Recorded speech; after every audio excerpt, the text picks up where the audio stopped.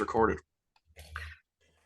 All right, guys, welcome into the Sideline Fantasy Pre-Draft Show. We've never actually done one of these before. This is something new, but as we're entering year 10, we figured why not?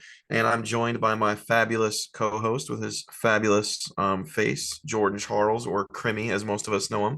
How we doing, Crimmy? Pretty good. Obviously last year not so great in this league, but hoping to maybe join the club here in the next couple of months. But all in all, pretty good. Yeah, your brother's in the club somehow. I no clue how you make the playoffs once you win the whole thing. Yeah. Was I that guess was that it's not the year he auto drafted his team too? Didn't he's like, yeah. I'm Auto going to, yeah. drafted his team. He hated his team, then just wins the entire thing. So he tried it again this past year. Didn't work out so well, obviously, but. I mean, shit, still have the championship, so nothing I can kind of say that I have. Heck yeah.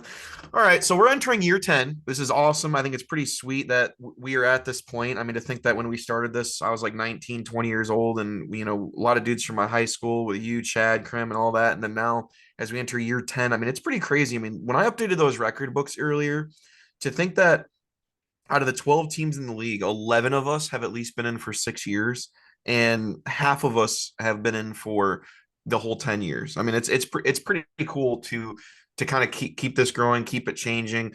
For the most part, formats stayed the same throughout the years and stuff like that, but it's pretty cool to kind of see the league history through 10 years so far. We'll kind of dive into it a little bit more, but what do you think of that?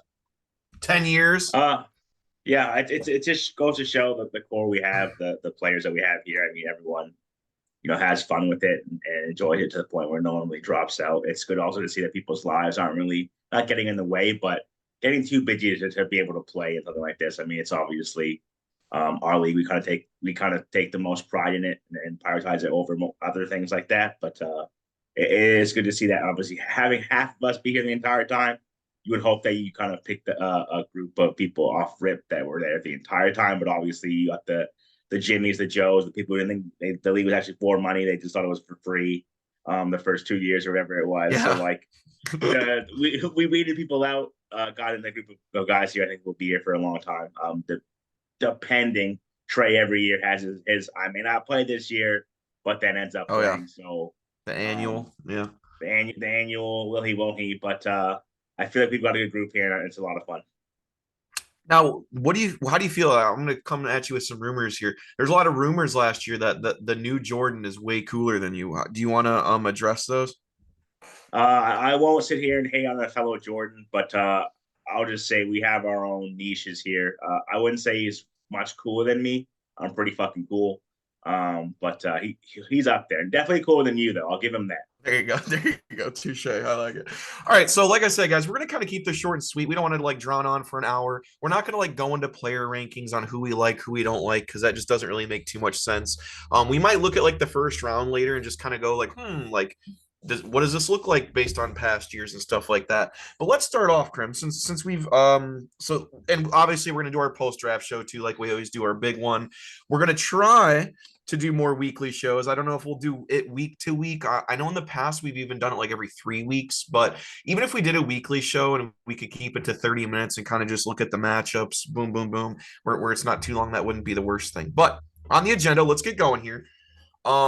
Last year, Peter was the champion. Okay. Peter got it done. He has now won 2 out of the last 4. Now, there's only ever been one other dynasty in here before, which was myself. But if we look at this record book real quick, just kind of for fun, Krim's got it up. I threw it in the chat. Out of the 10-year teams, there's a couple things that stand out to me. And one of the things, and I think we bring this up every year, is Dana has been in the league every year. He's been in the league 9 years now. He's got just as many. He's got more wins than me technically in the regular season. He's got more wins than you in the regular season. I know it's only one, but 2 playoff appearances in 9 years with more wins than me and you. That tells me he's been extremely consistent, round 500 with a couple really good seasons. But man, that sticks out. Is there any other things that speak on that, or any other things that kind of stick out to you? Yeah, I mean, seeing someone like a Chad who's made the playoffs 4 times in his 10 years and not won a single game, that to me is Yeah. pretty crazy. Um, and even an eighth year team like Kyle. I mean, yeah, he's been in the playoffs 7 times out of his 8 years. So he's been consistent, and he's obviously missed it once No, he's only going entirely. into But he's going to go into eighth year, so he's yeah, never so missed. he hasn't missed it once. Has not missed it the playoffs Yeah, not once, but only has 3 wins. So while his team is very consistent, obviously he makes it every year. Doesn't have a championship. Doesn't have. I don't even know if he's made the finals yet. So those two to me, I mean, the Dana thing, yeah, making it twice in 8 9 years isn't great, but right. Chad, he's made it 2 more times than Dana and has not won a single game, and then Kyle obviously not missing it and still just not being able to find a way in 7 tries um, to even sniff the finals. I think he maybe made it once. I feel like I remember him making it once. Um, that just is pretty tough. I mean, I know it's Kyle, so like he expects more from his team and his players, but yeah, not the greatest. Yeah, it's kind of interesting too, because obviously with you making you and Kyle have the record for most playoff appearances at 7. He's done it in 7 years. You've obviously done it in 9 years. There was a point last year where it didn't look like his streak was going to keep going. It didn't look like Kyle's streak was going to keep going, but he kept it alive, and that's impressive. I mean, obviously, fantasy football has a little bit to do with luck, but I think there's a lot of people out there that sometimes think it's more to do with luck than not.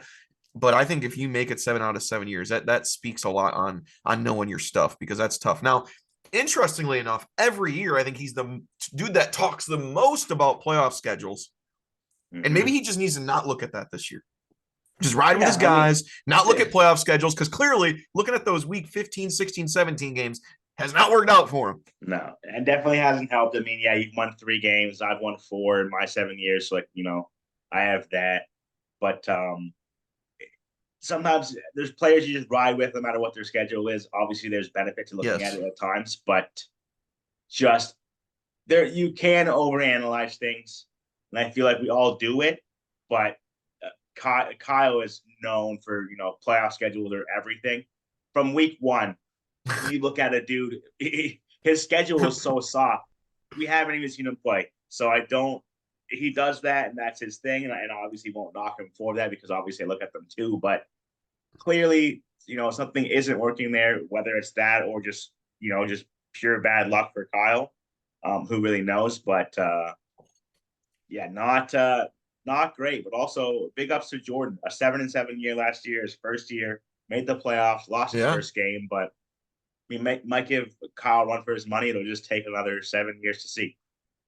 Yeah, kind of interesting. Like I said, Jay has a championship, two playoff appearances in 6 years. Peter, who joined the same year as Kyle, so they have the exact same amount of regular season games, has made the playoffs 4 times to Kyle's 7. But Peter's got 2 championships. I mean, Peter's gotten it done twice in the last 4 years, so he's going to be looking for a dynasty this year. We'll see if he can get it done. Rob and myself won the first 5 titles, literally, and haven't been back since in 5 years. So it'll be interesting to see if one of those names can come back in again. I seem to be in this league. I either have a good team or a bad team, and I think that's why my record is the way it is with 3 championships, because I'm either 5-9 or I'm 9-5. It feels like there's really no in between.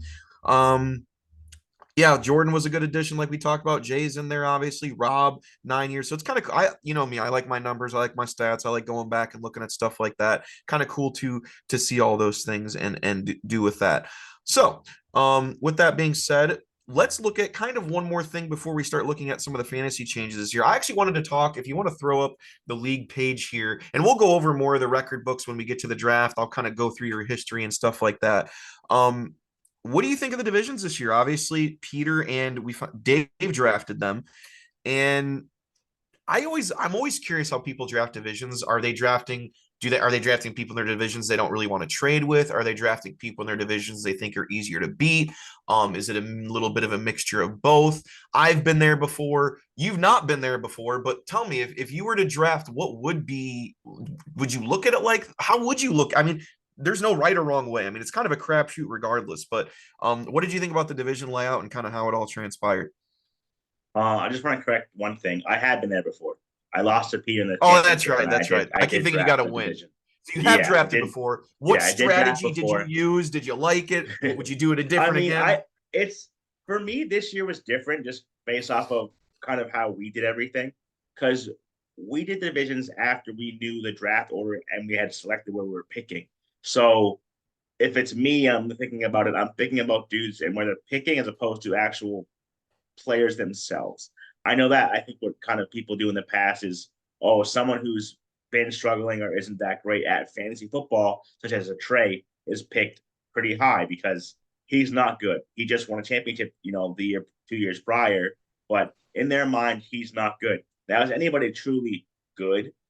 No, but it all comes down to obviously their players and the way they look at they value um, players as the season goes on and whatnot. But for me, I think that the thing that I look at the most is who are you going to trade with, who are you not.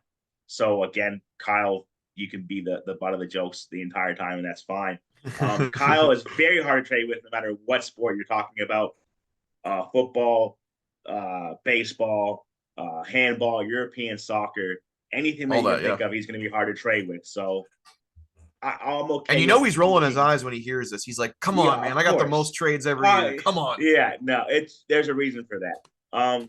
But of He's got course, the I hustle. obviously would take that in consideration and keep those players in my division just because yeah, I'm playing those guys, once, twice a year, but I don't have to worry about acquiring them. So I can kind of write off dudes in a sense. Obviously, you can get trades done with everybody in the league, even Trey. But it just depends on how it works out and shakes out. But the divisions I feel like are very not tough to pick. They're pretty simple and it kind of just it goes to show the players that you are and kind of also the banter you want during the year. I feel like is a big thing. Looking at Division One, like you're not gonna have many people talking shit through Jay, Chad, Trey, Peter, Rob, Kyle. You'll have probably 2 or 3 of those guys talking shit. But Dave's Yeah, division, I you think the got other me, side's the soap you, opera, right? Dave, Yeah. Dana, Tyler, Jordan. Like we're playing each other almost every week. We're just gonna be back and forth. Like I feel like it's very funny to see. I don't know if Dave picked his division that way just based off of people that he speaks to more so, but it's funny how it just played out to where I think one division is very dudes in the shadows a little bit, and then on the other division is just people who are just always loud and Yeah. front and center. Crazy. Um, no, I agree with you for the most part because I agree. Like the first couple picks might be like who we think might like Trey, like you said, is usually picked early, stuff like that. But I mean, we're a competitive league. I mean, we've been doing this 10 years. The fee, I mean, maybe for Chad, not big fee, but for most of us, it's a big fee. So we take it pretty seriously here. But yeah, first couple picks, like for example, Chad's an interesting one because when I look at that record book, he's made the playoffs 4 out of 9 times, which isn't really a bad percentage, but he's 56 and 66. So that tells me that kind of what I said earlier about myself, he's either just good enough to make the playoffs or he's really freaking bad. So maybe that, that's a way to draft like, hey, I'm going to draft Trey, then maybe Chad, then this and that. But for the most part, we're all around 500 or above 500. I think it becomes kind of a crapshoot afterwards, but I didn't really notice until you mentioned it. Yeah, one division's really more that would be the show to give the division. Dave's division would be the one to give the reality show to. The other one will be a little bit more quiet as the season goes on. But now I have thought of this. We've tinkered around with how we did drafting this year. We actually picked our own spot, which was a little bit different. I'm going to have you speak on that in a second. What you thought about that? There's part of me that has wanted, and again, I don't. There's part of me that likes it that we don't know teams, but then there's also part of me that sometimes wishes we would draft divisions after the draft. Just because there's another strategic element of now Dave and Peter are now strategizing, looking at the teams and going, okay, I'm picking them. I'm picking them. And I think it would just add another fun element. I know we're sitting here, we got the divisions early. There's no teams know that, but man, would it be fun like a day or two after the draft if even a week. I mean, we have time till the season starts, right? Where they do a little bit of research, look at the teams, and then they just draft after the draft is done. I think that would be an interesting concept. I don't know how many people would be on board with it, or if they feel like that would be an unfair advantage. I don't really think it's too much unfair. I just think it's a different way of doing it, but something to think about. Something to think about. But what did you think about the draft order and stuff like that? I thought it was fun. It was definitely different, and kind of had more stock in obviously where you're finishing as a whole because every year is different, and it kind of gives you the flexibility of okay, well, do I want to be heavy here, be heavy there. I mean, well, every year it is different, and the landscape of fantasy changes, year to year for sure. Our league stays the same. We know how people draft. We know where we are heavy and when we're light, and what kind of we can get away with things. But it was intriguing, and I also feel like it kind of not chaotic in a bad way, but in a good way, where people weren't really given the chance to. I mean, you got a chance to do it if you wanted to, but like to research a spot, you kind of looked at, historically where you like to draft, and then picked from there. Obviously, the ends got taken first, and we kind of saw with Dana getting stuck in the middle of the draft itself at the end. So like it was in that regard was fun, and I also liked how people were able to look at things when they kind of kept going and picking around people who you're drafting around. That's big to me because you Yeah. can't really someone like Dave. If you want Herbert, if you want any Charger, you're gonna know that if you don't get back before Dave, they're gonna probably be gone.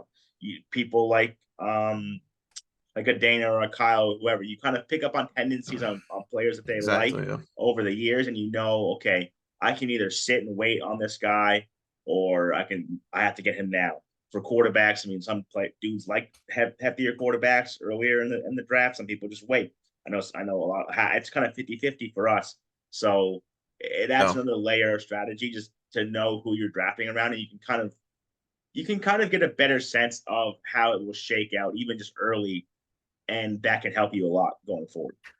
Yeah, and I think that's interesting. Again, now that we've been doing this for 10 years, most of the people have been in the league 6, 7, 8, 9 years. Like you said, I think you can kind of start picking up on tendencies a little bit. Like, for example, I think everyone in the world knows that I am always going to draft a running back in the first round, second round, maybe even the third round. Now, we might segue that into a different conversation in a bit with the way fantasy's changed, but you do kind of pick up on those things. And like you said, when you have someone drafting around you, maybe that does change draft strategy a little bit based on what their tendencies are. So it does definitely adds a different element.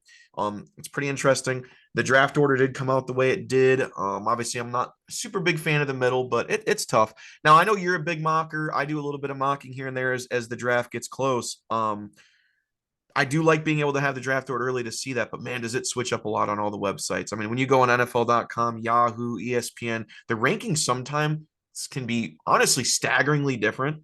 You would think that the first and a half round would be pretty similar, pretty close. But sometimes these websites are different. Even when we do our little keeper draft compared to the NFL draft, and just seeing like, I mean, think about it. A guy in the first round that's ranked sixth in one league and 11th in another, that might not sound big, but that's like a pretty big ranking differential where, a lot of people, it's just the way the human instincts works. They're going to draft pretty much by the close to the order of their rankings. So it'll be interesting moving forward to see kind of how they switch and change over these next few weeks before our draft. But let's talk about it. The main thing I kind of wanted to talk about this show, we obviously went over the record books a little bit, the divisions. Tell me, obviously, we've been doing this 10 years now, and I think it's changed a little bit even just in the last few years. What are some, you obviously watch a little bit more of the fantasy shows, look at more of the fantasy stuff in the off season. What are some really big trends that you're noticing over these last few seasons that we would have been shocked by maybe 3, 4, 5 seasons ago? I mean, the biggest thing is just the changing of the guard when it comes to the positions that you want. Like running backs were not really a plenty, so we always wanted to stock up on 2, 3 running backs early. And we kind of still did that as a league last year, but just even looking at the rankings, how they sit now in front of me, I mean, McCaffrey number one makes sense, but then you don't get another running back till 7. So you're telling me that That's crazy. five receivers get taken between pick 1 and pick 7, and then you get 2 back-to-back receivers or 2 back-to-back running backs, and then again goes to receiver and then running back. So I feel like there's a good balance of running backs and receivers. I do think that that's something that you can look at and see, but there's just the elite receivers over the past couple years have been not few and far between, but there's such a commodity that people need. I mean, we've seen teams, and even looking at names here, Tyreek Hill, Justin Jefferson, Jamar Chase, Amon Ra. Like even last year alone, outside of Amon Ra was someone that I drafted and traded to you because I had no running backs, and you got him obviously before the season had even begun. But you're telling me that at some point in time you could have had a Jamar Chase or a Tyreek Hill and an Amon St. Brown on your team last year, that's a very good duo and something that you kind of need to look at year after year. Puka Nakua wasn't really, he was known going into draft season, but a first round pick now all of a sudden. I mean, off of Yeah. 1 year. So I know that like those things change and trends change very quickly. But like the league has become so pass heavy that receivers obviously are now taking over. And obviously the backs that we do see in the first round, I mean, with the outside of like a Jonathan Taylor, and even he's kind of stepped up a bit. I mean, you don't get like those quote unquote traditional runners. No. McCaffrey's a reception guy. Bijan's a reception guy. Brace Hall's a reception guy. Saquon's been a reception guy all his career. JT, more of a true running back in a sense. I mean, Jameer Gibbs is a reception guy, and just some of the pieces too here. Like I mean, Marvin Harrison at 14. There's I feel like now again with Puka being so good last year as a rookie, that just boosts Marvin Harrison's value in people's eyes. But you haven't seen this guy play in the NFL, so like that weighs so much. And you kind of also it's we're in a weird spot where we see the really good players from our time, obviously playing over the course of many years, like a Devontae Adams, a Mike Evans, dudes like Yeah. Cooper Cup, like They've Travis been in here Kelsey. almost the entire. Yeah. Like those guys are now not secondary players by any means, but those are dudes you saw in the first round, in the first five picks. I mean, even last year with Kelsey, the dilemma was: do you draft? It's been like that for the last couple of years. Do you draft him early in the round, like in the first round, any sort of first round pick, or do you kind of let him slip into the second? But like now he's going to be what, a third, fourth round pick, maybe. I mean, not we probably won't go into the fourth, but like a third round pick, Travis Kelsey. Like I feel like you're ecstatic getting him last year at the third round, but like now with that team in general, and again the landscape of the league changing so much, I feel like the talent drop off, just household name wise, is big from rounds 2 to 3 and 4. So that's going to be kind of where everyone needs to find their diamonds in the rough in a sense. But the league is so full of good players that it's hard to differentiate them from each other. So someone like a Trey McBride, for instance, no one knew who he was last year. Pop onto the scene this year. He's the second, third tight end coming off of the board, like before Mark Andrews.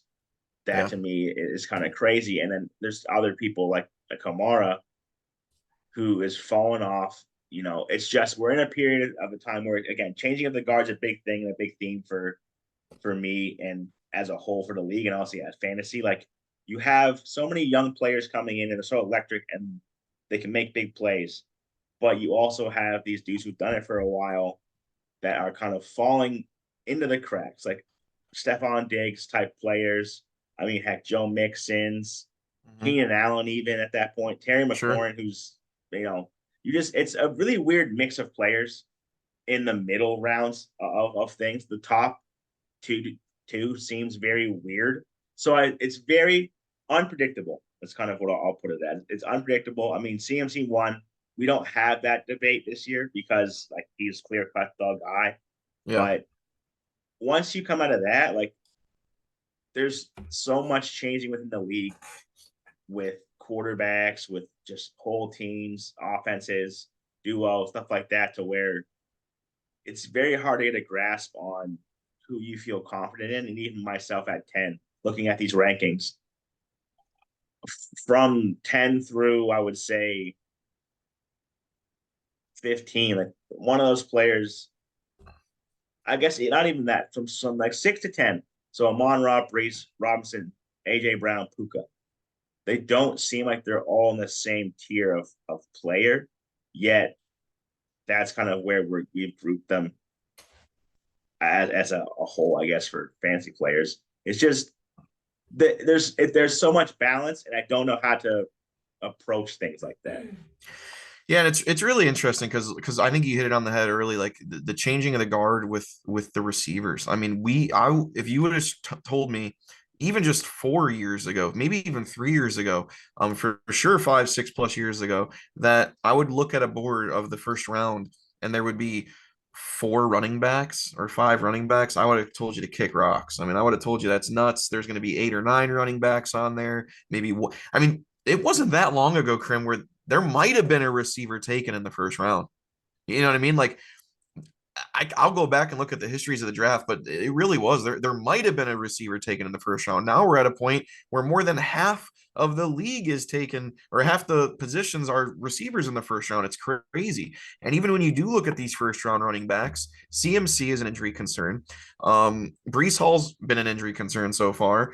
And Saquon Barkley and Jonathan Taylor have been injury concerns. The only one that you can't throw an injury tag on is Bijan Robinson. And guess what?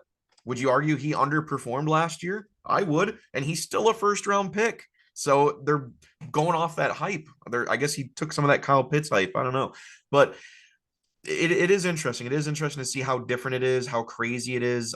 With the receivers, obviously, the half point PPR thing that we added a long time ago that makes a little bit of a difference too. But I hear a lot lately, and again, I don't listen to a lot of podcasts or subscribe to a lot of things, but I do hear a lot of the whole risk reward thing or the safe versus risk thing in the first round. Now, obviously, if I was to tell you Christian McCaffrey's playing 17 games this year, I think in 100 drafts he goes first every time. If I could tell you he's getting playing every single game, hell, if I told you he was playing in 15 games, he might go first every single time. But what is your take kind of on the risk versus reward thing? So do you tend to I'm hearing a lot more lately than in the first round, it's better to be safe than risky, and then you take more of those risks in round 3 or 4. Have you put much thought into that? Do you like the safe pick in round 1? To me, the safe pick in round 1 now isn't running backs. It is the receiver that might get you 85, 90 catches, game in, not game in, but year in and year out. So is it now the risky option to take the running back in the first round? I mean, I would. It's. I'm just kind of basing it off this year alone and kind of where I am, and I'll kind of poll. We'll have to fix. That's fine. And again, you don't have to Wait, give away draft strategy or yeah, none. You don't got to no, go no. to, but So I mean, like, is it a risk? I don't know. yeah, it's definitely a risk. I feel like just a heads up, we have 10 minutes left.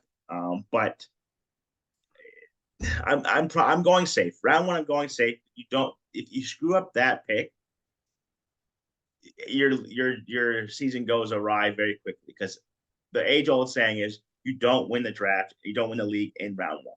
So it's much easier to go safer, but also depending on who's on the board, I feel like some of these names that we see again in the latter half of the first round, like a JT, like a Gibbs or AJ Brown, like if those guys might be safe, but also have a lower ceiling than other people that are below them. Obviously, you don't want to jump the gun with picking dudes that are kind of ranked below them, but that's where positioning comes into play, where you're drafting from.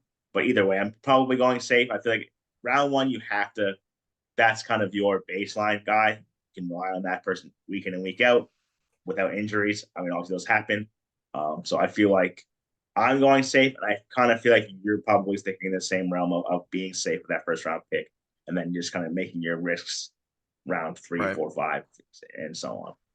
Yeah, and it's tough too because, like I said, again, you mentioned tendencies earlier. I traditionally have never drafted a guy that had a great rookie season because I got screwed over one year by that whole Trent Richardson guy. And I drafted him real early in the first round. I'm like, man, sophomore year, here he comes. So I've traditionally stayed away from those guys that had a really, so like a Puka Nakua.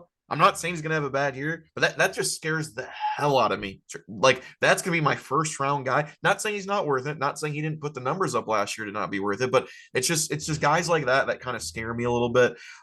Even rookies like you said, Marvin Harrison, who's to say he doesn't have 700 yards this year? If he has 700 yards and he's damn near a first round picker, an early second, that could kill your season. So like I said, we're not going to talk too much about players we like or don't like. I'm just kind of throwing things out there, but very, very interesting. I haven't really done much research at all, so even just seeing some of these names, it's like, whoa, this is Yeah. going to be a fun one.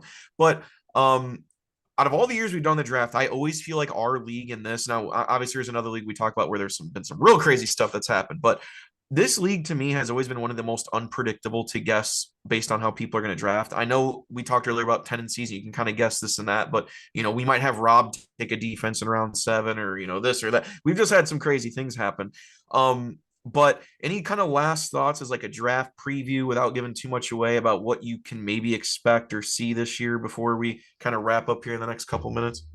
Yeah, I do think that again, even though receivers are uh, kind of the focal point of fantasy this year, just looking at who's available and kind of the names around the league, I think that there's going to be a lot more parity this year with teams. I don't think you'll see a lot of dudes, at least from the beginning.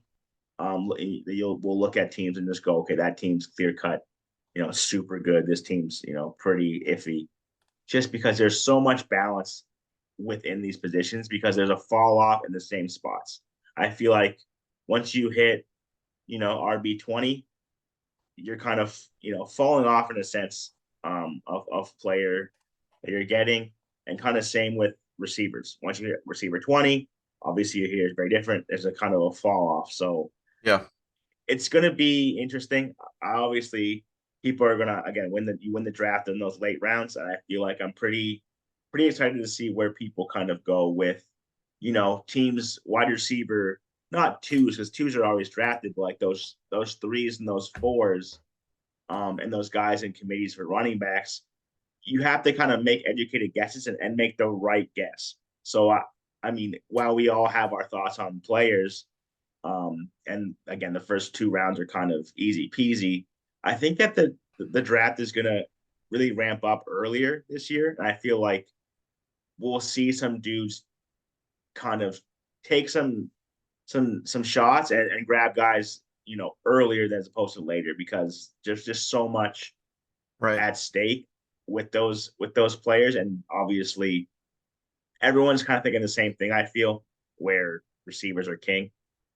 So I feel like one team, two teams will fall with a bunch of running backs, but there's just obviously every year there's so many approaches to a draft. Yeah. I just feel like we see the same thing over and over in our draft. I think that this year, genuinely, we will see a difference. We will see the running backs take a little bit of a back seat.